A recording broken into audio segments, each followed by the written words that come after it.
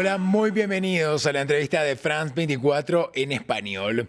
La Copa del Mundo Qatar 2022 dejó varios debates y también polémicas, como por ejemplo el hecho de que en el país anfitrión la homosexualidad sea considerada ilegal y también la muerte de migrantes a cargo de la construcción de los estadios, entre otros temas. Pero este mundial dejó también imágenes y hechos que nos hablan de nuevas masculinidades. Jugadores, por ejemplo, diciéndose de manera pública y sin reparos que se aman, manifestando su afecto en medios de comunicación, en redes sociales, llantos de emoción, también de tristeza. Otros futbolistas hablando, por ejemplo, en entrevistas sobre su salud mental y también un mundial en el que la participación femenina cobró una fuerza que no había tenido en otras copas mundiales. Vamos a hablar sobre masculinidades y también de un fútbol deconstruido junto a Mónica Santino, directora de técnica de fútbol, exjugadora, una militante que alza su poderosa voz para promover la inclusión de las mujeres en el fútbol.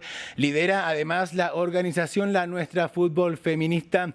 Mónica Santino, muchísimas gracias por su presencia en esta entrevista. No, bueno, muchísimas gracias por la invitación, muy contenta de poder conversar con ustedes esta tarde y poner un poco de luz, de pensamiento, ¿no? Son Absolutamente, esa es la temas que idea, requieren Mónica. pensar. Bueno, hay una nueva masculinidad o nuevas masculinidades que se manifiestan en estas elecciones, en algunas al menos, como por ejemplo la Argentina, y que se hayan visto en Qatar 2022. Sí, creo que empezamos a atisbar algunos cambios, ¿no? Con respecto a esa construcción masculina en el fútbol. Pensar que el fútbol tiene más de 100 años de historia, por lo menos en los tiempos modernos, son lo que es el inicio de nuestros clubes o los lugares donde los futbolistas empiezan. Y siempre fue un deporte, un sitio, un lugar donde se construyó una idea de masculinidad muy ligada al pensamiento patriarcal, ¿no? A esto del valor, la valentía, el no llorar, el no poder manifestar ningún tipo de sensibilidad. Y después, bueno, ¿no? Algo con lo que nosotras hemos luchado toda la vida, que es esto de que las mujeres no pueden jugar y no lo hacen tan bien como los varones, ¿no? Entonces creo que de un tiempo a esta parte, con los cambios, con el avance del fútbol femenino, con el movimiento de mujeres en la calle, como ha ocurrido en Argentina, sobre todo en los últimos años, desde el 2017-2018 para acá, empezamos a sentir algunos cambios también en el fútbol con respecto a esto y sobre todo a las nuevas generaciones de futbolistas. Y creo que es algo saludable, ¿no? Creo que viene bien escuchar jugadores que dicen que se quieren entre sí, porque tienen una idea de grupalidad completamente diferente, jugadores que admiten que van a terapia o que tienen un psicólogo para ayudarlos a solucionar determinadas situaciones que se dan en el campo de juego y afuera.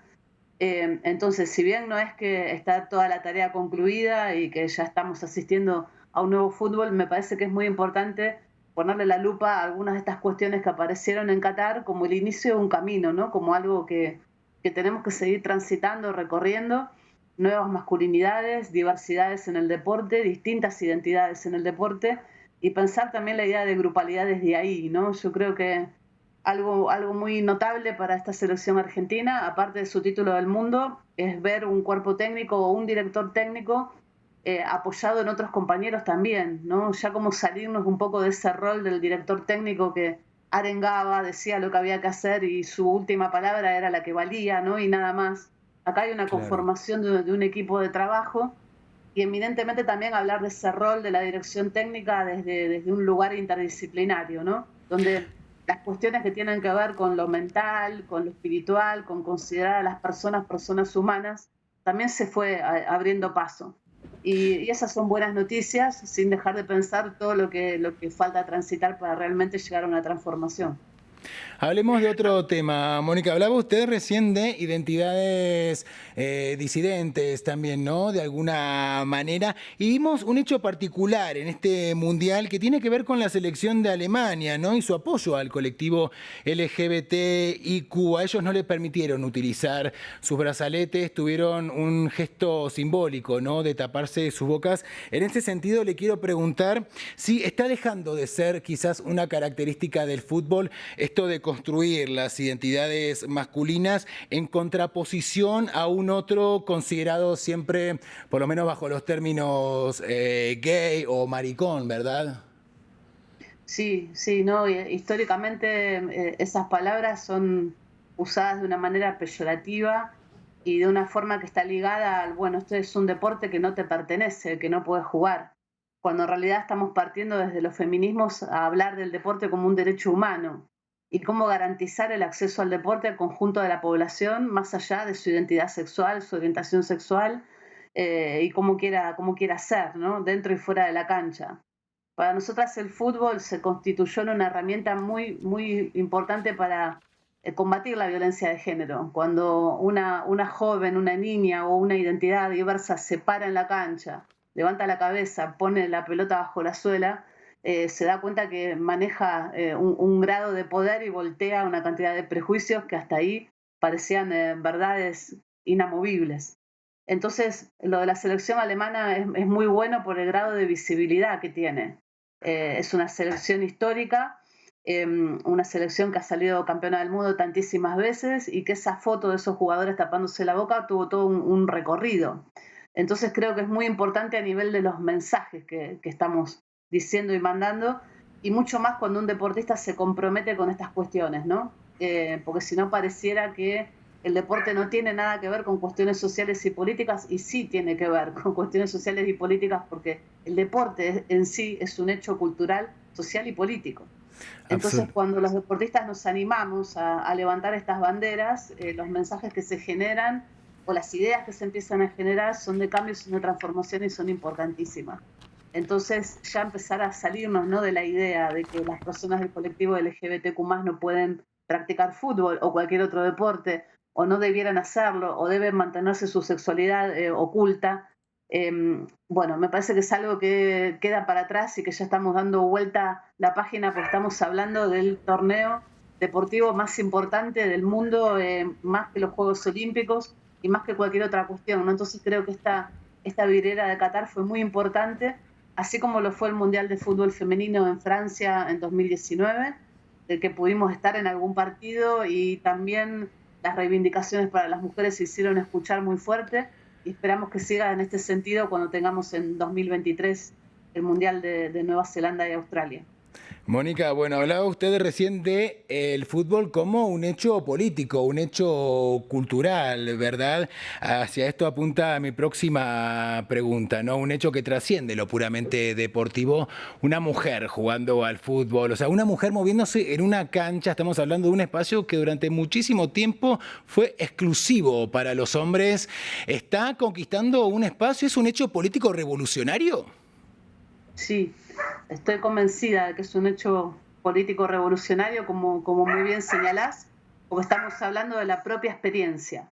Estamos hablando de lo que nos pasa en nuestra organización social, que es en Buenos Aires, en la Villa 31, en un lugar con pocas posibilidades, donde las mujeres atraviesan montones de situaciones que tienen que ver con la pobreza y con la vulnerabilidad social, y ahí conquistando el terreno, la cancha de fútbol, que durante mucho tiempo solamente podían entrar los varones. Eso significó para ese conjunto de compañeras un cambio absolutamente revolucionario, porque estamos hablando de los tiempos que las mujeres le podemos dedicar a jugar, y el tiempo que le dedicamos a las tareas de cuidado, y que eso en un barrio las mujeres adoptan esas conductas a edad muy temprana, y los permisos para jugar son muy escasos.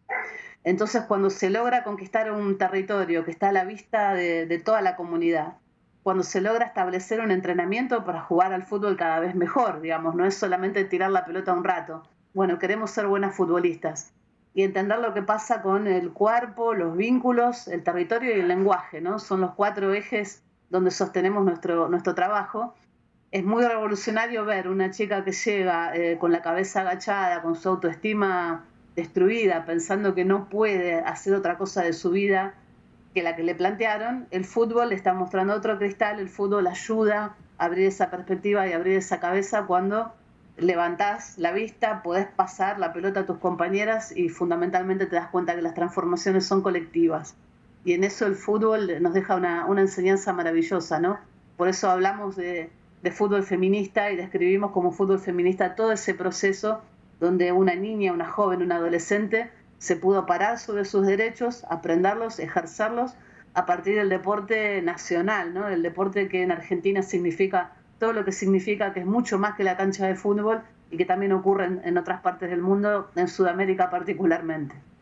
Mónica, muy vinculado a esto que usted estaba diciendo y que es tan interesante, ¿no? Entonces podríamos decir que el fútbol se ha transformado en una militancia clave para los feminismos.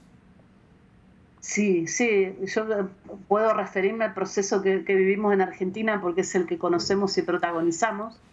A partir del 2015, lo que significó el movimiento Ni Una Menos en Argentina, cuando se salió a las calles para decir basta a la ola de femicidios, en ese momento el feminismo en Argentina se popularizó, hubo una cantidad de compañeras a lo largo y a lo ancho del país manifestándose en las calles y creemos que ese momento político fue una bisagra para que el derecho a jugar el fútbol entre en la agenda del movimiento de mujeres, algo que no había ocurrido hasta ahí.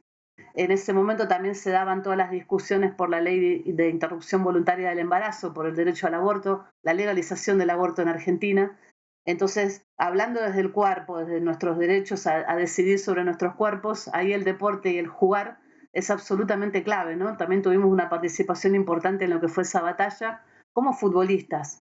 Entonces creo que esos son como los tópicos, ¿no? Los puntos altos en los que nos permitió pararnos políticamente para seguir transformando a partir del fútbol, y eso lo creemos crucial, esencial. Por eso hablamos de militancia, por eso hablamos del feminismo, y por eso creemos que otro fútbol es posible, ¿no?